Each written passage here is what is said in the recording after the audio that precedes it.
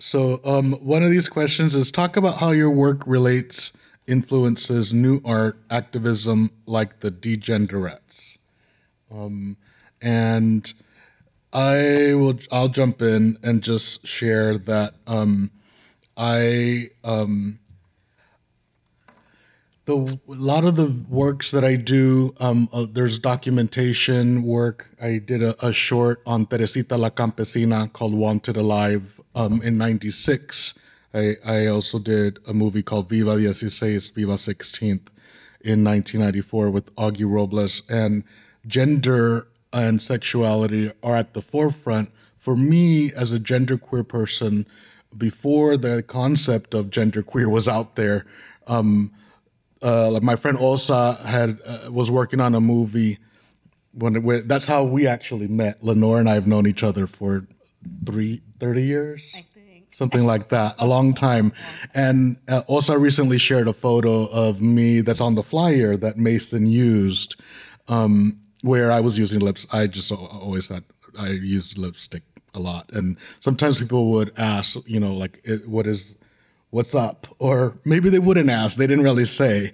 But how I connect today's gender activism and the Degenderettes in particular to that work or to that time is that we were really creating our own spaces and we were creating our own identities. And in some cases, people like Teresita, Chili D, Virginia Benavides, like we kind of challenge gender in our own ways on a daily basis, and we resisted labels. So like I'm going through digitized video of Teresita right now, and I asked her when did she first start doing drag, and she didn't correct me, but her response said I first started dressing up when I was 16. And what she goes on to share is that she is not trans, that she is a man and a woman. And it's really something that I relate to. And I think the Degenderettes, I think what's Mason and the Hormel Center are putting out there in terms of questioning gender, it really relates to me because I think sometimes people really are into the labels and categories and forcing our stories in ways that don't allow us to tell our own stories. We're answering the questions that were given here. Is that what we're doing? Well, those were just some from the audience. If you wanted to answer any of those, and then there's some other ones that I have too. Either way. Okay. This actually could relate to Valentine's as well. My question here is, how did they experience / overcome or reconcile challenges in the development of subject / work? In terms of my own work, my body of work that I've developed over the years, one of the strategies that I used when I realized that it was pretty difficult as a woman and as a person of color, later as a queer person, to get work that I might be interested in doing into quote-unquote mainstream galleries. I learned very quickly that for all the talk that I used to hear, all the buzzwords about how avant-garde they were, the reality is that there were certain barriers in terms of content that you couldn't get your way into these spaces with a shoehorn. I mean, that's just the reality. You could submit as many slides, back in the day there were slides, but it would just be completely ignored. I did manage to get some of my work into juried competitions locally, regionally, and around the country. Sometimes I would get some into places that would have a call for artists, work that had to do with families. And sometimes I would get into them. But the challenges that I would sometimes be faced or would hear about later is somebody would write in the comments of the books that were laid out, particularly in places like in Concord or across the bay somewhere. Why did you include this piece? Like, for instance, the piece I showed of John Arbuckle and his then partner who died with their cat, that had to be moved from a place where it was installed. And that particular show had to do with Anne Frank. And the curator, his intent was to broaden the topic of tolerance, you know. And so this particular spot, it was like a pop-up gallery kind of place in a shopping center in Corte Madera. Well, the location of the painting then could be seen through the windows, and there were some objections to its inclusion. And so as not to have a lot of pushback, they just moved it to be less visible. And I only found out about it when I went to pick up my painting after the show was over, and some of the artists saw me coming through with my painting in the parking lot, and they said, "Oh, how did you handle that one?" And I had no idea what had happened. Wow. Another case was over at in Concord. There's I can't remember the name of the gallery, but it's over in Walnut Creek, that area. And I had a painting. It was a domestic scene of two women in a kitchen. They were partners at the time, and they were just, you know, over a kitchen stove. And that was, again, was part of family theme. And somebody objected to that as well. So I've had those kinds of things in quote-unquote mainstream venues. But on top of that, I was also getting my work out there through, you know, nonprofit community organizations. I've shown in a number of places all over the Bay Area, South Market Cultural Center, Mission Cultural Center, you know, just about every cultural center in the city. So I've got my work out there that way. And the other thing that I began to learn through my politics and grassroots work is to create your own community. You know, so I was part of a number of organizations like the Asian American Women Artists Association, and I was a board member and founding board member of QCC and its president for some 13 years. And so we started reaching out to the cultural centers in the Bay Area, in the city, pooling our resources. Sometimes some of us would have grant expertise, or we knew how to put a show together or something like that. Other people had a venue. We were always a virtual cultural center. So those were the kinds of things that we developed to create a network and an infrastructure in a day when you couldn't necessarily get your work out there easily. I think was the question, that one. Okay, I like the work and being influenced with the new art and activism. I want to give credit to Natalia Vigil, who's been doing Still Here. I thank you to her and Christina Mitra, who started that with her. They started it, and I think for 5 years they did it together, and then Christina stepped down. So I was able to participate in Still Here twice with them, and I actually wrote to them. I submitted my work when I was still living in New Mexico, because somebody said, you should apply to this. I was like, sounds great. So I applied from New Mexico. They're like, sorry, but we want people who are living here. And I was like, all right, okay. And then when I came back, they again, accepted me 2 times. And it's thankfully through them, I've been able to connect with them and some younger artists, including Mason and a couple other folks. But it is harder at this time. I'm older, I'm a full-time teacher up in Sacramento. I have a 5-year-old son. And those two, the son comes first and last, and then the job, and then have a partner, So it's hard to, it's hard to find time to write my own stuff, let alone connect with other people. So I try to run down to the Bay when I can. Again, donate some money. So I wish I could say I had a lot more to list, but thank you to Still Here. And yeah. Thank you. So I had a number of questions that I had already prepared, but it seems like you kind of answered the first one about activism and your work and how are they mutually enriching, or how do they inform each other? And so I was going to just skip to the next one, and then, okay. So the next question was, Often, as artists and activists with many identities, we navigate many worlds. This requires a journey through insider and outsider perspectives. Can you say something about this navigation, or does this not resonate with you? Yeah, I think as you saw in my slides, I started off with my family's place on 18th Street, and I feel like insider outsider is it's like I was born in Kaiser, not in the Mission, but born in San Francisco. It's true. So I grew up in the Mission, but it was like kind of like parallel universes. There's like my family, and then there's this whole other world, and it's the whole other world.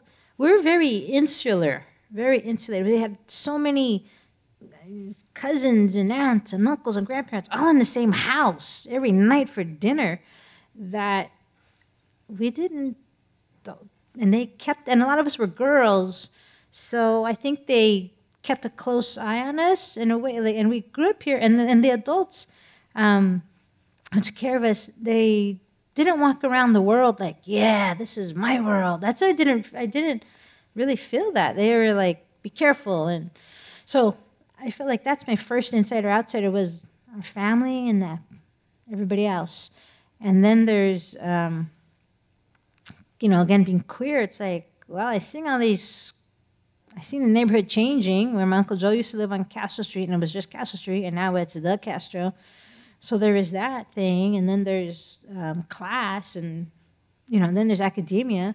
And one thing about academia is that as I, started going up in the levels, I didn't want to lose my family, and that has to do with partly my mother dying in my second semester of my first year of college, and I was very close to her family, and I wanted to maintain that closeness, and I wanted to stay in school, but I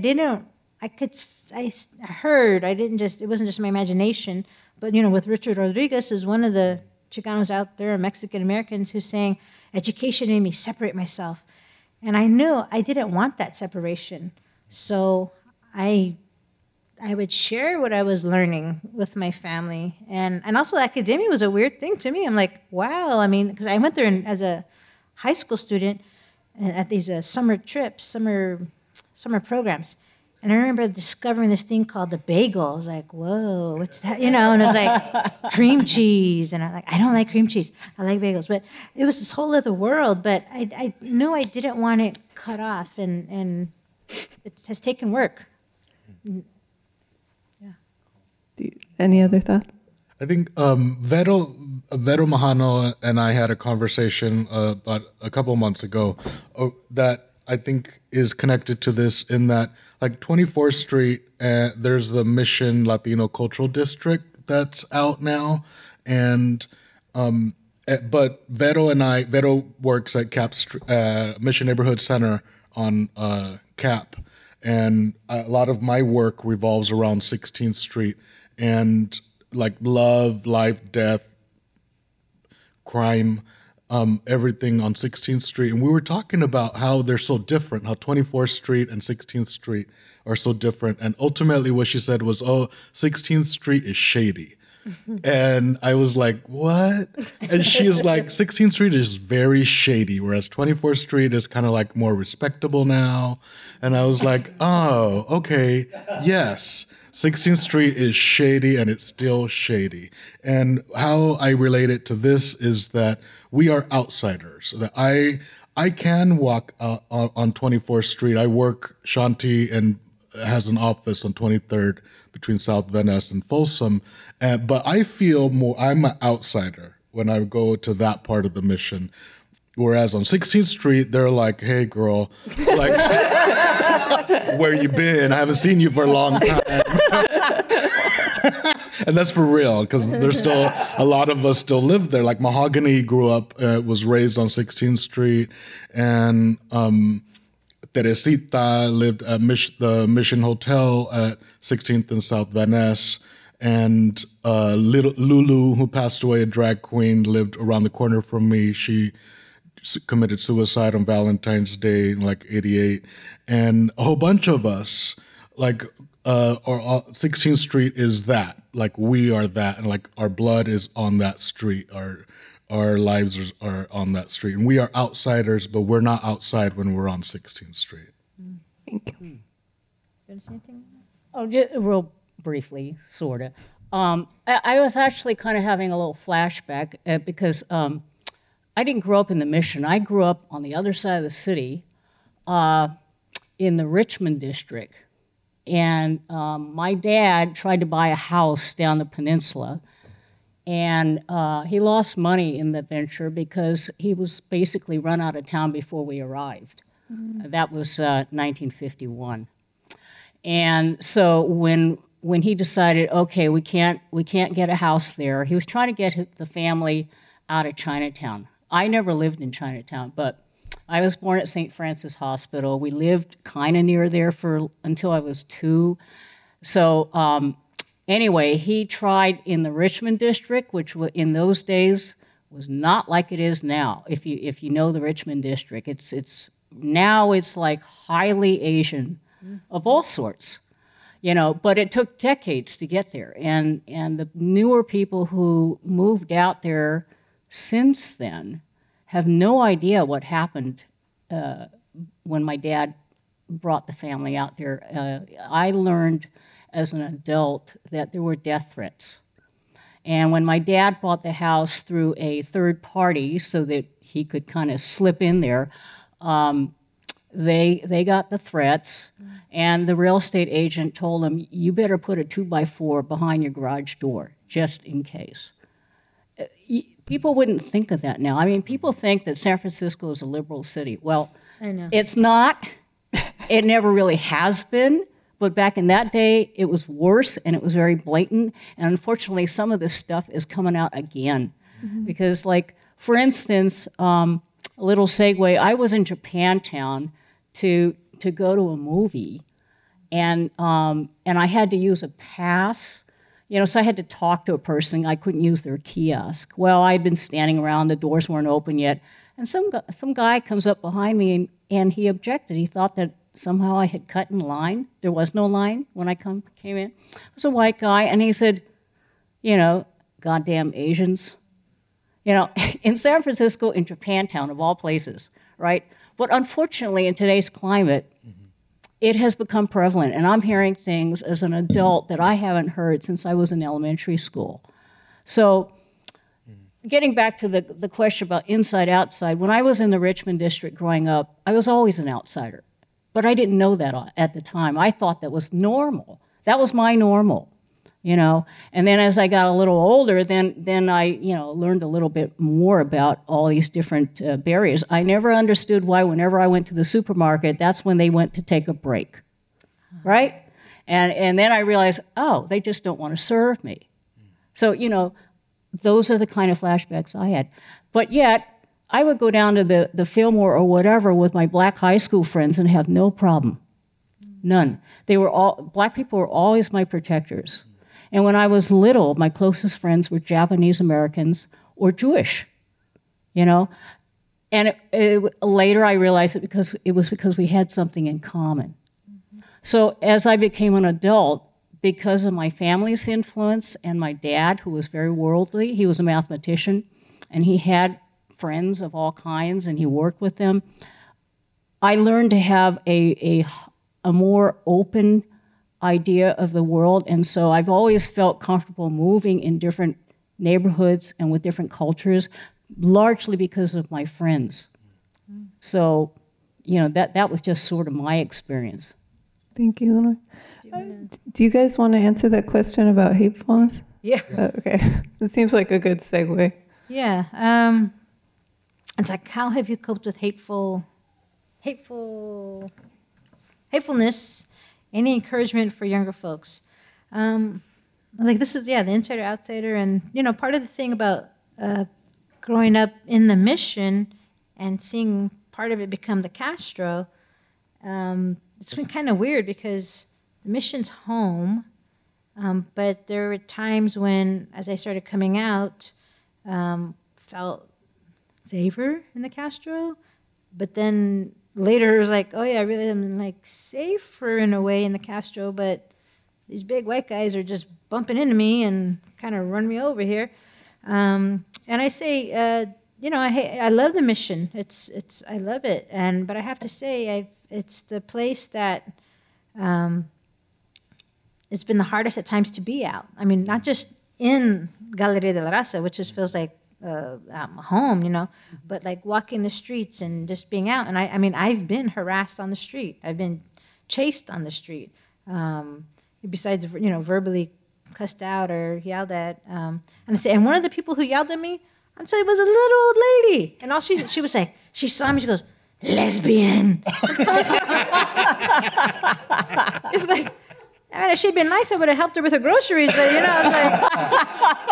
it's like, and so, but it's been men, I really who've been harassing, and it's like, I'm with my girlfriend, you're alone, I don't know, I'm just doing my thing, and it was somebody, it's been, so how do we deal with it? Most thankfully, I don't know if it's as age or what, but it hasn't happened in a while. But because it has happened multiple times in multiple places, and not just here, but in other places too. Yeah, it's just like wear comfortable shoes, be ready at any. I try to be ready for anything. Really, that's real. Yeah. Try to talk.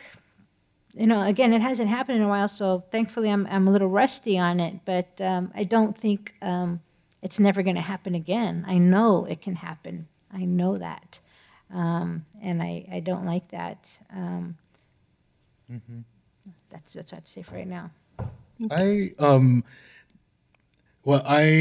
take from like situations where there's openly there's hatefulness that comes out is know your worth and find people not necessarily who are like you, but who are your partners in crime. And because sometimes that's what it comes down to, you got to have life is short and you're here for a little while. Be fabulous, be brilliant, and if your form of brilliance bothers somebody, fuck them. And this is not for them. This is not for, the way I look at it is, I wake up in the morning and this is for me. And this street is my street, or this moment is my moment. And these sisters, these people, my brothers, we're here for each other, and everybody else, they can do their thing. And if they're so bothered with us, fuck them. This is a moment in time where you should own it. And what I learned from my drag queen friends or my druggy friends or my poet hippie friends is, you know what, live your moment, because we may not be here tomorrow, but hopefully we are tomorrow. But God damn it, be fierce at least. And if somebody can't take that level, they should move to Concord. Out of California. This is it. Wait, one thing I want to say is that about the hateful part is that when I moved back from Iowa, and my family had been evicted in 1983, so it wasn't new when I came back from Iowa in 98. But the gentrification, it was just, I felt I think more empowered, so I felt angrier, and actually I was one of those hateful people on the street, and I would see somebody who I thought was an outsider, who I thought was a gentrifier, and I did not physically hurt anybody, but I would purposefully scowl, look upset, and I would spit with disgust near them, not at them, but I didn't know how to fight back. That's true. But I realized is that my hatred, my anger, was just hurting me. They were still living their little lives, and nobody was doing anything because of my little anger. And I was like, well, okay, let me go back to writing. Let me go back, let me channel this. So, there's that. Do you have anything to add? Not really, except that I agree with Kathy, because like the fellow who had a problem with me being at the Kabuki, I just turned around and said, "You have a problem with it?" And I just ignored him after that. And there's nothing he could do, you know, because otherwise they're just wasting your energy. Thank you. So we have 2 more questions that came from the audience, and I'm just going to read them, and then if you have any thoughts on either of them, just in the last 10 minutes or so here. How do you feel you can speak, or how do you feel, or can you speak of the difficulty, if any, in sharing space with queer youth today, for example, with language? And how do you feel like white supremacy / academia still controls or dominates social / political agendas regarding LGBTQ communities? What can we do?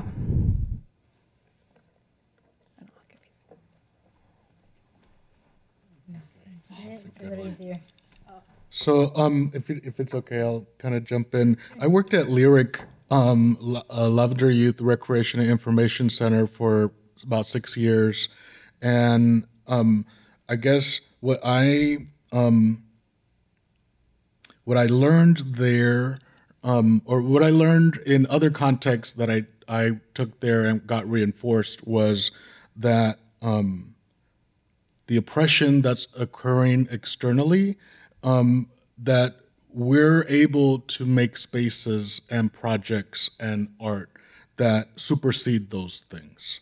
And that in the process, like sometimes people will talk about working toward a revolution and waiting for that revolution for the utopia that we want.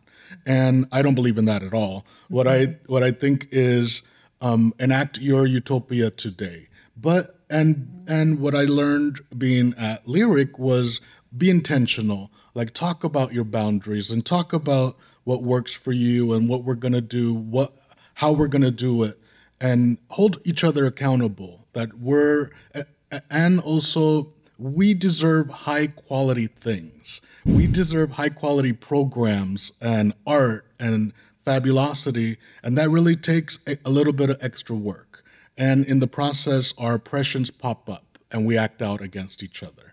And that's not okay. It's understandable, but it's not okay that we perpetuate those things or that we mimic those systems of oppression. So what I take away is acknowledge where people are at, what they've experienced, and to not let people stay there, at least not with you in that moment. Like if after they're working with you outside of that project, outside of that space, if they need to devolve back into whatever they were right beforehand, that's okay. But when they're with you, hold your sister accountable, hold yourself accountable, and know that we're human and flawed, and that sometimes even the best of us monsters need a break, some slack, and need to cry.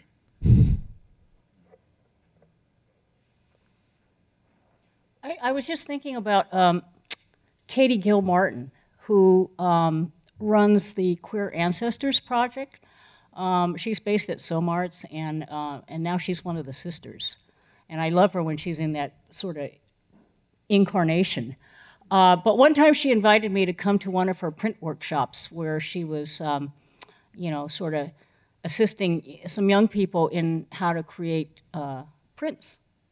And when she reached out to me, sometimes I forget just how old I am at this point, because my mind hasn't changed. I just don't rise up as fast. But one of the things that I found interesting, and I try to sort of impart when I talk to college campus classes and things like that, we don't have all the answers by any stretch. And so it's a learning curve for us as well. But I think one of the things that young people look for is encouragement. They're trying to figure out their own lives and how they're going to carve out their niche. And I think the thing that resonates the most is that they each have to find their own passion, whatever that is. There's no formula. And if they have a strong interest in something, don't let it go, because there's a lot of people that we encounter throughout our lives, and we all have, I'm sure, where somebody says, oh, no, you can't do that. That's not what's being done, or that's not what's current, or whatever, that's not popular, or like some people used to say, well, why are you doing work, based on your culture or your whatever? Why don't you do this or that? You'd make more money. Why don't you do universal themes? Well, like with my work, that is my universal theme, because I come from my own cultural perspective, and so that's what my subjects are about. They're not about somebody else's lives, unless we collaborate on a project or whatever.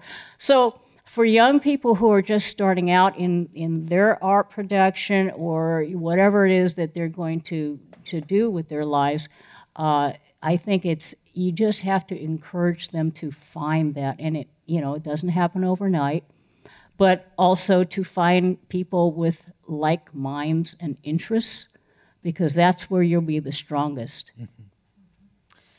Yeah. One of the earlier questions was, is everything going to be okay? So I think we kind of answer this together, and it's like, well, yes and no. I mean, our history, I was glad how you began this by opening up and acknowledging we're on native land. That's huge. The history of our country is a violent history. It's racist. It's anti-women. It's anti-child. It's anti-so much.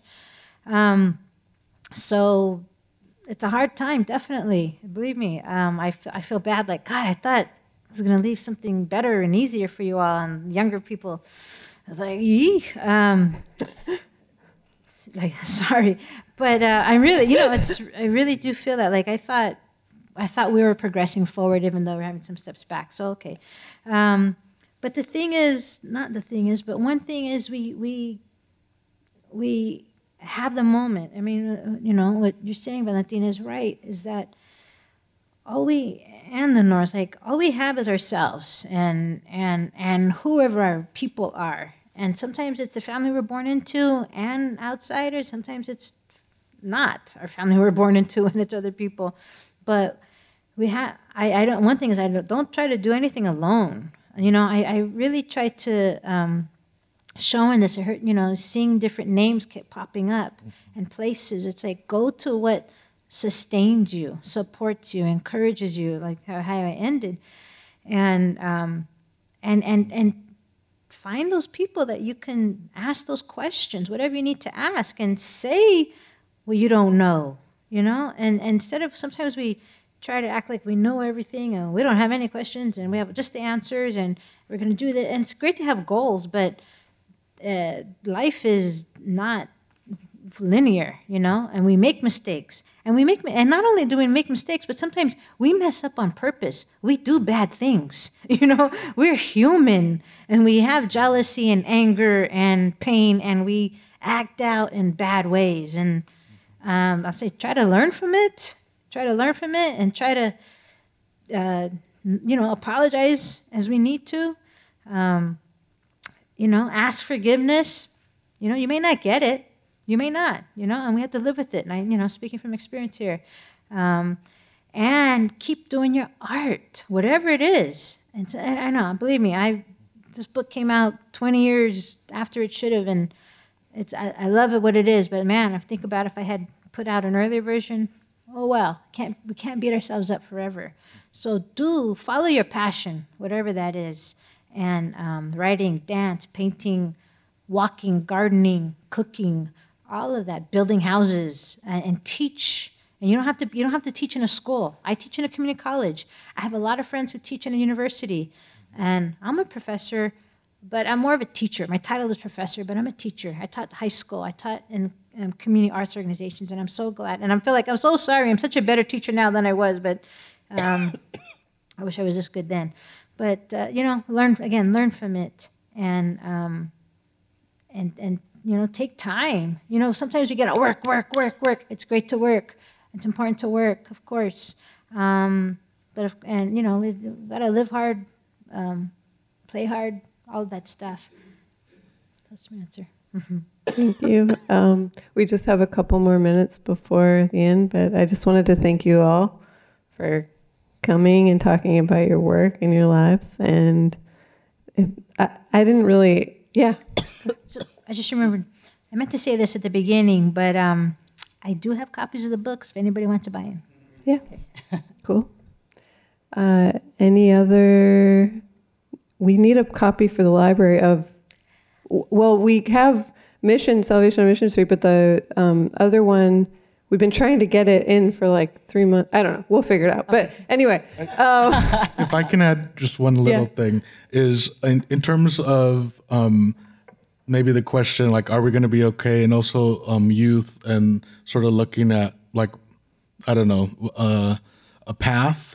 And just one thing that I'll share is that, like, to be literal, we're still here. The people who are of the generations, like my generation, other generations before me, like, we're still here. And the idea that we're these separate islands is not real.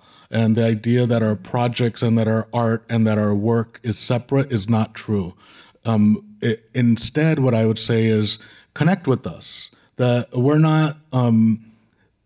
we're here. And so I do love that people, younger generations, are tapping into history, and then they come up with these weird versions of what happened. It's really awesome. Can you give an example? Yes, I can. So I was a part of La Chica Boom's walking tour in the Mission Displacement Tour, which is awesome, and I love La Chica Boom. And what happened was that was a follow-up kind of to a walking tour that I co-led through Radar Productions that was organized by Juliana Lopera, and she's fabulous. And but La Chica Boom's walking tour, we went to the Mission, and there were like closed bars. And so my stop was she did a remix of a clip of Viva 16th, and we went to like Amelia's and the Lexington, and she's a performance artist, and she's fucking weird, and that's awesome. I don't say that in any bad way at all. She's completely fucking awesome.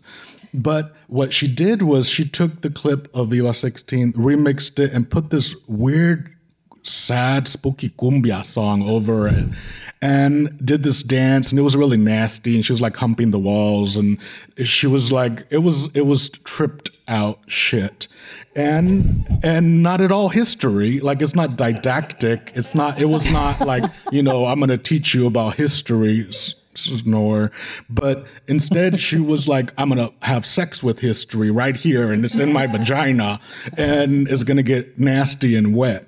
And it was completely awesome. Wow, it was really, really great. And some of us were like Augie Robles, my sister was there, and Loris and some others, and we had a great time. It was not at all our history, though.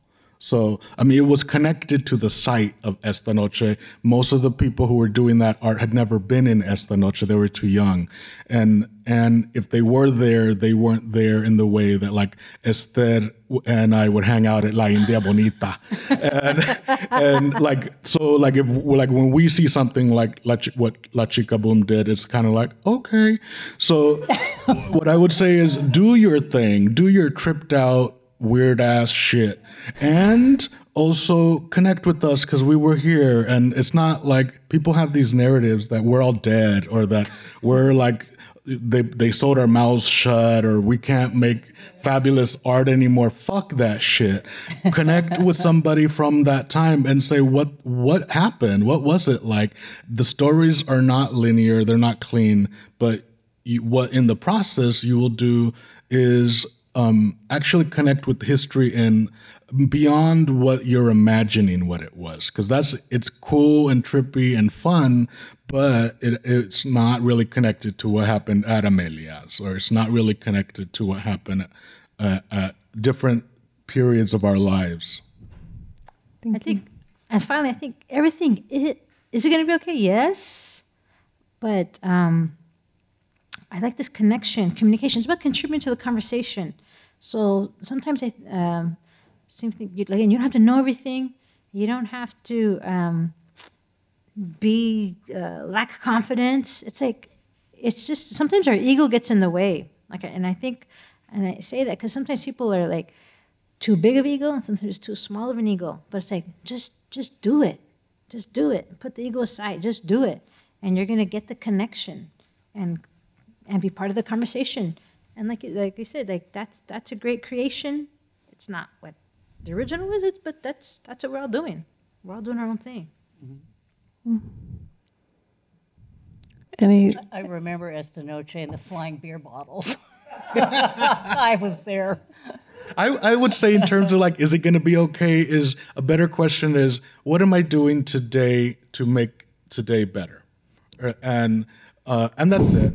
You know what? And then wake up and do the same thing the next day.